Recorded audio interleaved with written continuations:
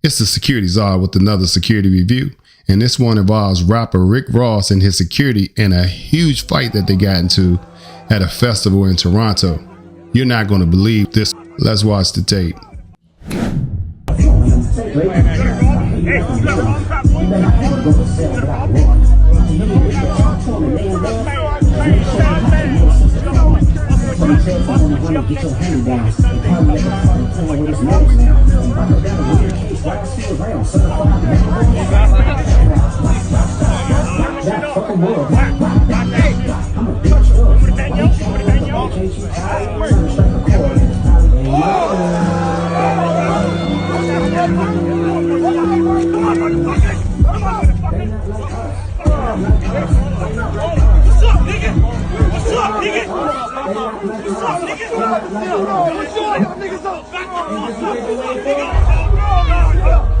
Okay, I want to pause this video for a moment because there's a lot to unpack, including this 6'5", 380-pound so-called bodyguard being beat up by this guy who stood about 5'8" and weighing about 175 pounds. And a second half to this fight where one of the members of Rick Ross's entourage was completely knocked out and had to be carried out of the park. But I first want to give you a backstory about how all of this went down. Florida rapper Rick Ross and his security found themselves in a huge fight when he decided to play Kendrick Lamar's They Not Like Us at this festival in Toronto. It is clear that the Toronto natives were not having it, and they approached Ricky Rosay in a militant manner. The incident quickly evolved from the shouting of words to the throwing of fists and the flying of feet. And it all started when this man right here, who looks like MMA star Chuck Liddell, swung the first punch. And it all went downhill from there for Ricky Rosay and his security team. Let's take a look at how Rosay's security was positioned.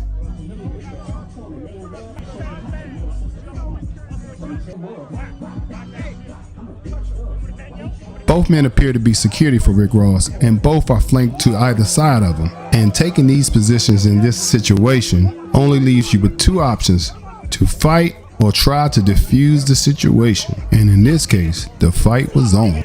And here's some things that contributed to this. The very first thing that I saw was that the security allowed Rick Ross to square up and go toe-to-toe with several angry men who were in the crowd, including this guy who looks like MMA fighter Chuck Liddell, and who happens to be the first person who swung a punch.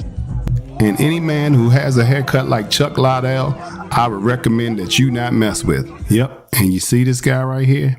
As they say, big for nothing. He finds himself going toe-to-toe with the smaller guy and getting himself handled. And at the same time, Rosay was left to fend for himself until this guy, who I think is security, jumped in front of him to shield him. And things get crazier as the big guy, who was assigned to protect Ross, continues to mix it up with the little guy. But once the little guy disengages, the big fella continues to pursue him. And at this point, he's fighting, and it has nothing to do with protecting his client. And shortly thereafter, the big fella takes a savage beating from several men in the crowd, leaving him damn near unconscious. The event security was overwhelmed, but people rushed in to break up the fight. And here you can see Ross's big bodyguard, left severely beaten, all by himself, and stumbling half unconscious around the venue. There was a slight break in the action as security showed up, and Big Man tried to get his life together. And just when you thought it was over, everything goes wild and the two parties begin to mix it up again. And this time it was initiated by one of the members in Rick Ross's entourage, with Rosay in the midst of it, leaving one of the members of the entourage completely unconscious on the ground, causing the rest of them to have to scoop him up and drag him out of there to get medical attention. There were numerous things going wrong with this video, including Rick Ross's big bodyguard continuing to take a beating from smaller people. This video is eerily similar to the video and circumstances in which Drake OVO the Ruler was murdered at the Once Upon a Time in Los Angeles festival. And here's a clip of that video.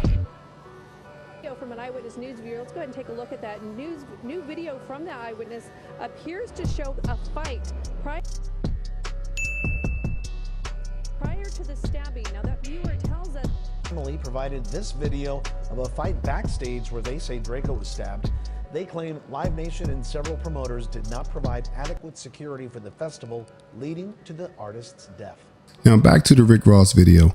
All of this could have been prevented by some common sense and sticking to the fundamental skills of executive protection. For those working in the executive protection business, our number one rule is flight first and fight as a last resort. As soon as the security saw things were heating up, they should have first made an attempt of de-escalation, and then they should have positioned themselves to move Ross out of the area as quickly as possible. As the saying goes, a good run is always better than a bad stand, and this clearly was a bad stand, and they're lucky it wasn't even worse. I want you to remember this. When working as a bodyguard, when you're in a volatile situation and life and safety is at risk, you don't take orders from the boss takes orders from you. To be honest, these guys failed from the get-go. They failed to recognize the seriousness of the situation and the danger that they were in. They were clearly outnumbered, and they were amongst dozens of angry Canadians.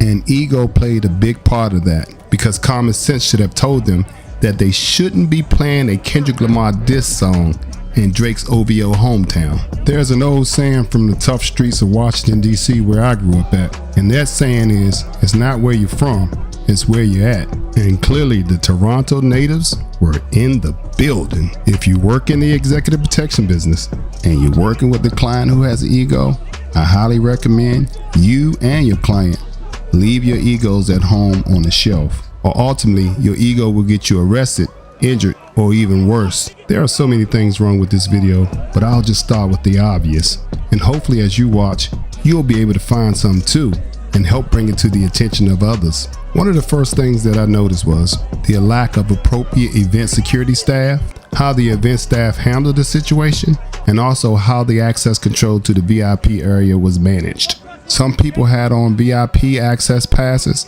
and some people didn't. And working at concerts and festivals, you will often see this, where members of entourages are able to sneak past or bully their way past weak security.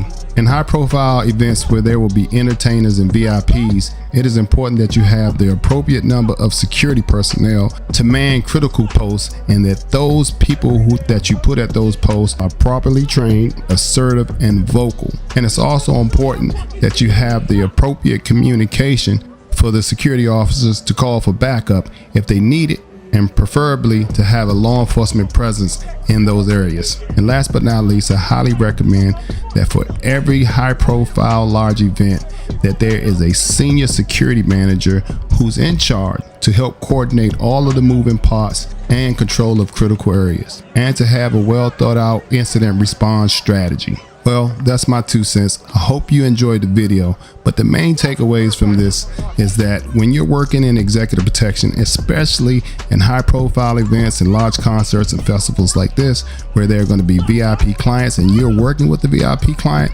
especially if you know that there is beef going on, such as this rap beef between Drake, Kendrick Lamar, and Rick Ross, that you know that you're in enemy territory, or that you have the possibility of having this type of encounter, that you take precautionary measures to get your client in and out of these venues as quickly as possible without interacting with the talent that they're having beef with, for their safety and your own. Thanks for watching. Please leave your thoughts in the comment section below, and remember to like, share, subscribe to my channel, and turn on those notifications. Peace. I'm out.